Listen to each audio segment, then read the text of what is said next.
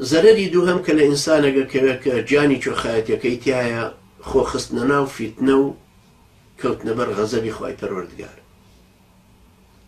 فیتنە لە قورئانە یعنی گەڕانەوە لە دین یان جێڕانەوە لە دین یان سستی و لێچوونەوە وەلکردنی دینەکە و دینداری یان کزبوونی تەقوا. ئەمانە هەمووی جۆرەکانی فتوان جۆرەکانی فیتنەن کە بە تەسەلسولە ڕۆن.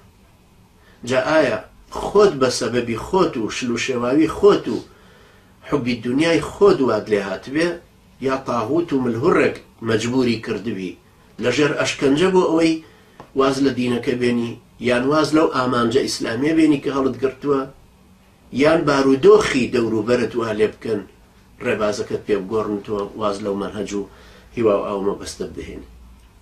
ئەو کەسەی کە هەر خولیای ئەوەیەتی کە زوو و زۆر بگاتە ئەمیرەتی ئەوە بە تەکید ئەو کەوێتە ئەو زەرەرەوە چونکە بەرغەزەبی خوای پەروەردگارە کەوێتە ناو فیتنەیەکیشەوە چونکە ئەوەندەی مەشغوڵی خۆیە بێ مەشغوڵی پلاندانانە بێ بۆ ئەوی بیکەن بە ئەمیر مەشغوڵی خواناسیەکە نابێ مەشغوڵی خواپەرستیەکەی خۆی نابێ ئەوەش زەرەرە.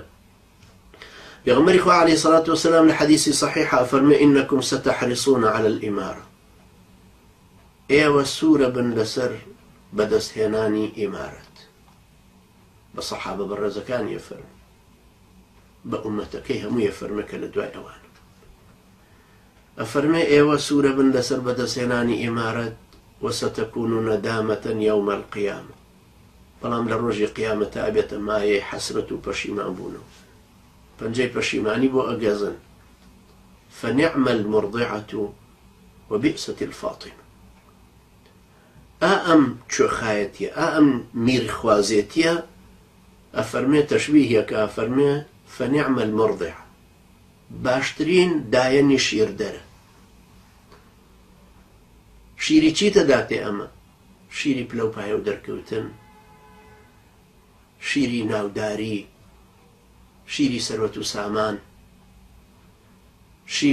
شیری مەنزیلەی کۆمەڵایەتی خەڵکی دەست بە سنگەوە گرێ بۆت لە مەجلس لەسەرەوە دانیشی کە قسا کرد هەر تۆ قساکەیت و ئەوانی تر بێ دەنگن. ئەمە دنیا ئەیدا بەدەستە. ئەم جانی جۆخایەتی کە حەزت لێیەتی حەزەکەت بۆ تێرەکە شەیتان هاوکاری دەکات نەفس هاوکاری دەکات بەڵام دواییە فەرمێ وبئست الفاطمة.